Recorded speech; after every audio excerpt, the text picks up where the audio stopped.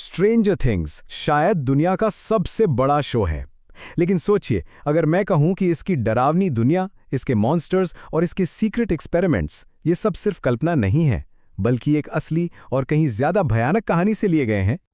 तो सवाल यही उठता है कि क्या हॉकिंस की इस काल्पनिक दुनिया के पीछे एक असली सरकारी साजिश छिपी हुई है। आज हम इसी कहानी की परतें खोलने वाले हैं, जो किसी भी टीवी शो से कहीं ज्यादा अजीब है। ये दावा सुनने में ही अजीब लगता है ना? कुछ सोर्सेस का तो मानना है कि शो के मॉन्स्टर्स और लैब के वो सारे एक्सपेरिमेंट्स वो एक असली सरकारी फैसिलिटी से प्रेरित थे। एक ऐसी जगह जहां बच्चों पर ऐसे ऐसे प्रयोग किए जाते थे जिनके बारे में सुनकर किसी के भी होश उड़ जाएंगे। तो चलिए इस कहानी के पीछे की सच्चाई को जानते हैं। हमारी कहानी शुरू होती है दूसरे विश्व युद्ध के दौरान। साल था 1943। फिलाडेल्फिया के नेवल शिपयार्ड में एक टॉप सीक्रेट एक्सपेरिमेंट चल रहा था। नाम था प्रोजेक्ट रेनबो, और इसका मकसद जंग का नतीजा हमेशा के लिए बदल देना। इस पूरे एक्सपेरिमेंट का आधार थी आइंस्टाइन की यूनिफाइड फील्ड थ्योरी।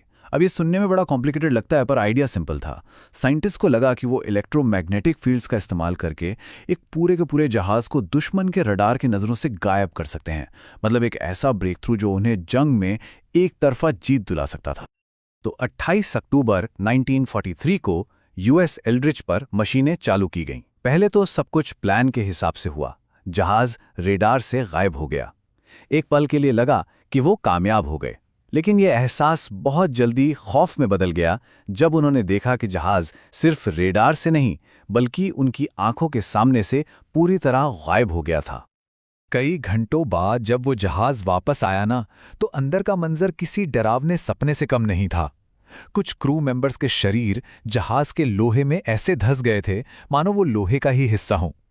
जो जिंदा थे वो अपना दिमागी संतुलन खो चुके थे।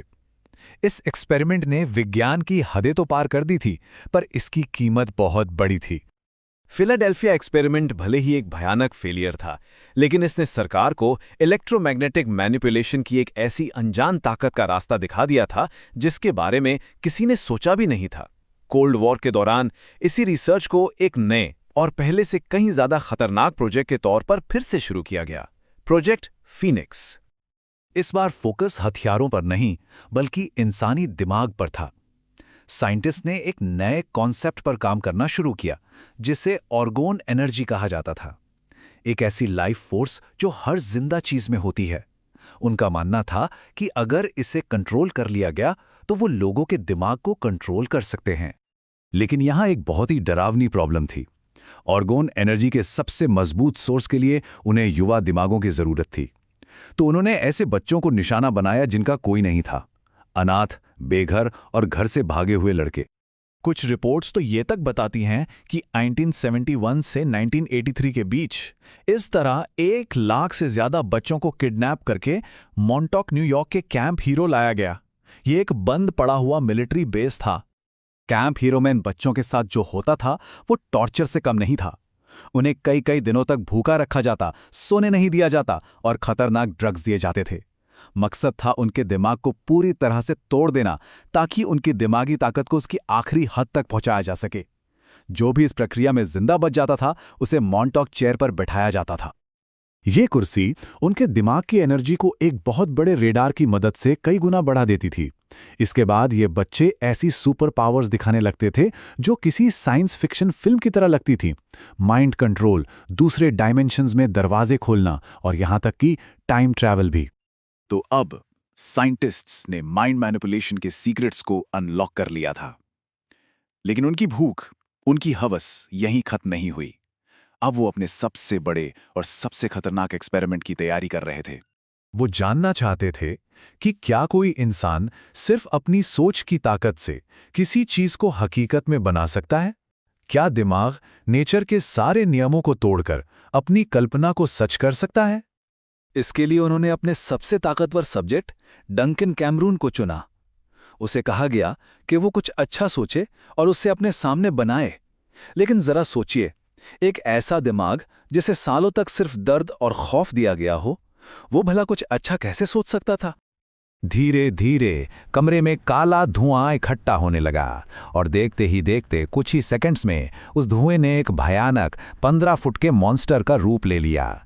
डंकन की कल्पना ने हकीकत में एक मॉन्स्टर को जन्म दे दिया था। उस मॉन्स्टर के होश में आते ही वहां बस तबाही मच गई। वो साइंटिस्ट्स और गार्ड्स को एक एक करके मारने लगा।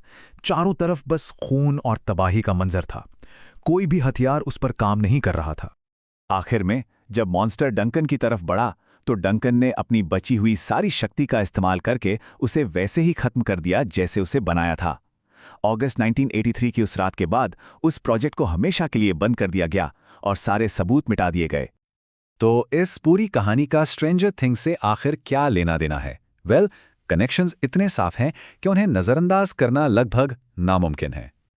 देखिए, असली कहानी में मॉन्टॉक का कैंप हीरो है, तो शो में हॉकिंस नेशनल लैब। कहानी में मॉन्टॉक बॉयज हैं, तो शो में 11 और दूसरे बच्चे। कहानी में कल्पना से बना एक मॉन्स्टर है, तो शो में है डेमोगोर्गन। और तो और मॉन्टॉक चेयर की जगह शो में सेंसरी डिप्राइवेशन टैंक है। ये समानताएं सिर्फ एक इत्तेफाक तो नहीं हो सकती। लेकिन सबसे बड़ा और शायद सबसे चौंकाने वाला सबूत तो कुछ और ही है। जब डफर ब्रदर्स ने इस शो पर काम करना शुरू किया था तो इसका ओरिजिनल नाम स्ट्रेंजर थिंग्स नहीं बल्कि सिर्फ मॉन्टॉक था।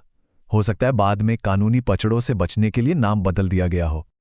सच और कल्पना के बीच की लाइन ना अक्सर बहुत धुंधली होती है। ये कहानी हमें ये सोचने पर मजबूर करती है कि हमारी पसंदीदा कहानियों के पीछे और कितने ऐसे छिपे हुए सच हो सकते हैं जिनके बारे में हमें शायद कभी पता ही न चले।